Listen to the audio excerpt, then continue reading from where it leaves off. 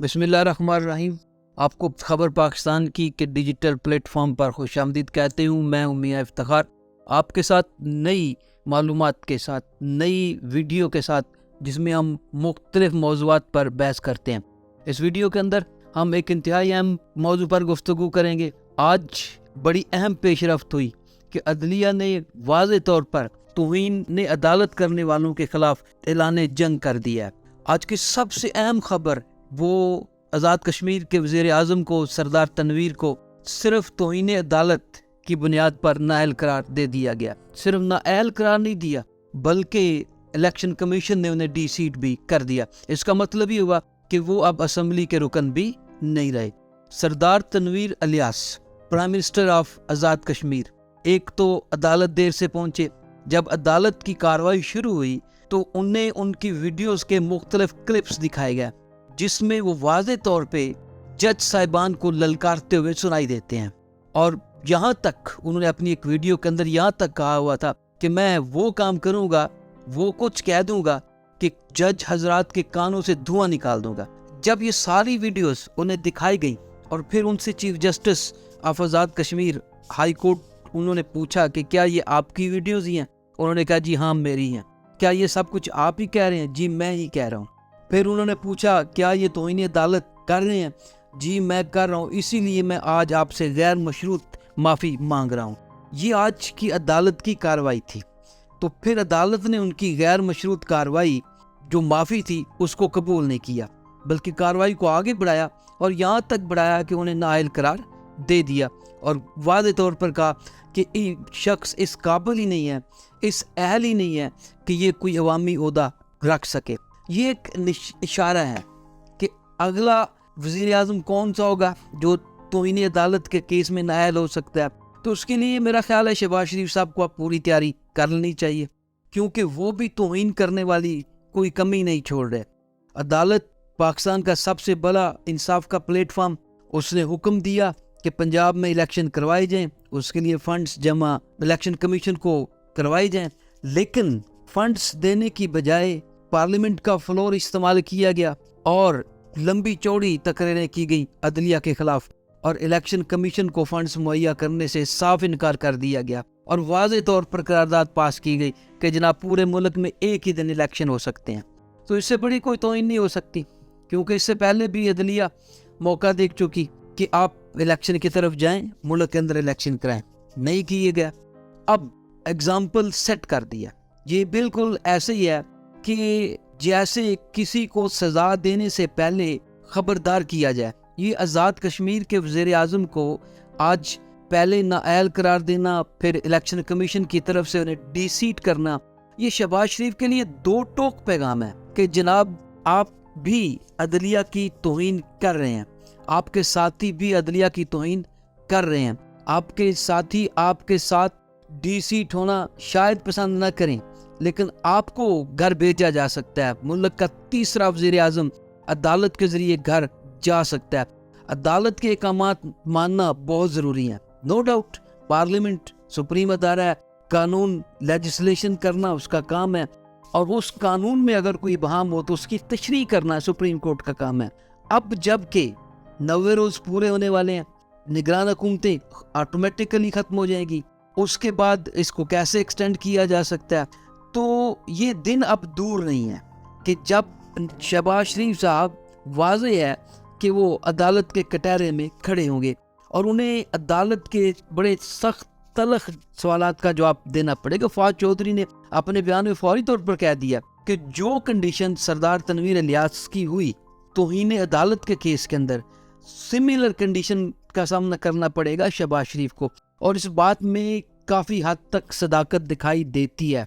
शहबाज शरीफ भी इस खतरे को भांप रहे हैं कि अब जिस सतह पे वो पहुंच चुके हैं, यहाँ से इससे आगे नाअहल नहीं हो रह सकती है। पीपल्स पार्टी भी डबल गेम कर रही है। शहबाज शरीफ वाकई शरीफ आदमी। बिलावल भुट्टो ने अगले दिन असम्बली के अंदर, अभी देखें शहबाज शरीफ की सियासत कितना अरसा हो गया, बिलावल भुट्टो यंग ब्लड है, अभी कोई ख़ास मुद्दत नहीं गुजरी, अरसा नहीं गुजरा इस मैदान सियासत के अंदर, जिसके कोई बड़े पुराने खिलाड़ी नहीं है, लेकिन जिसकी सरपरस्ती है उसके वालिद साहब की, आसफ अली जरदारी, वो तो उस सियासत के पुराने खिलाड़ी हैं।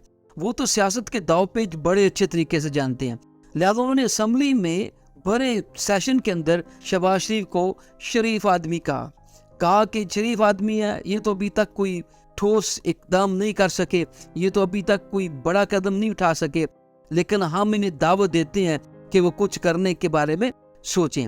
لیکن پیپلز پارٹی دکھائی دے رہا ہے کہ وہ ڈبل گیم کر رہی ہے، اپنی جگہ پہ سٹینڈ کرتی ہے، اپنی جگہ پہ پیپلز پارٹی مضبوط ہے، اسے کسی طرح کا کوئی دھچکا نہیں لگا، کوئی سیاسی ساکھ اس کی کمزور نہیں ہوئی۔ جس جگہ پہ اس کا پہلے ووٹ بینک تھا، جہاں سے اس کی پہلے نشستیں نکلتی تھی، وہ آج بھی اپنی جگہ پہ موجود ہے۔ اس کا مطلب یہ ہے کہ سارے کا سارا ڈیمیج کس کو پہنچے گا؟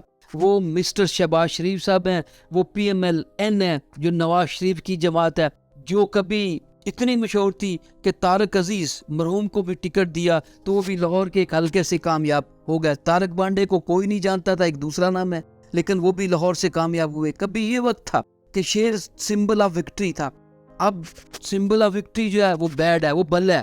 وہ اس وقت عمران خان صاحب کی تمام سروے یہ بتا رہے ہیں کہ ان کی مقبولیت جو ہے وہ ساتویں آسمان کو چھو رہی ہے۔ بہرحال لگتا ہے ایسا ہے کہ اگلے آنے والے دنوں کے اندر جب سپریم کورٹ کے کٹہرے میں کھڑے ہوں گے شہباز شریف، نہ تو اٹارنی جنرل ان کا دفاع کر سکیں گے، نہ اعظم نذیر تارڑ صاحب ان کا دفاع کر سکیں گے، اور نہ ہی ان کا کوئی دوسرا وکیل ان کا دفاع کر سکے گا، بلکہ ان کے لیے عدالت کے سوالوں کا جواب دینا مشکل ہو جائے گا، اور نہ ہی اس وقت آصف علی زرداری ان کی بیک پر کھڑے ہوں گے جو آج انہیں ہر جگہ پہ تھپ تھپی دیتے ہوئے دکھائی دے رہے ہیں، بلکہ وہاں پہ ہی اکیلے ہوں گے، اور پھر انہیں اکیلے ہی توہین عدالت کے کیس کی سزا بھگتنا پڑے گی۔